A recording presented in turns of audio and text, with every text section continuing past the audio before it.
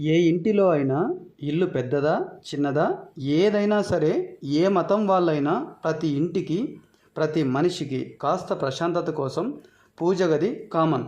మతాలు వేరైండొచ్చు కానీ మనుషులంతా ఒక్కటే. ఎవరు ఎలా చేసినా పేరు ఏదైనా ప్రతి ఒక్క మనిషి మెదడు ఆలోచనలతో పెద్ద యుద్ధమే చేస్తుంటుంది.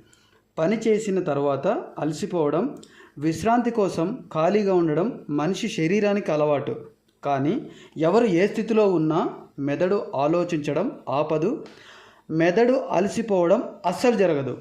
ఇలాంటి పరిస్థితుల్లో కొంతమంది మెదడు ఆలోచనలకు కాస్త విరామం ఇవ్వడం కోసం పెట్టుకున్న పేరే పూజ, ప్రార్థన, నమాజ్.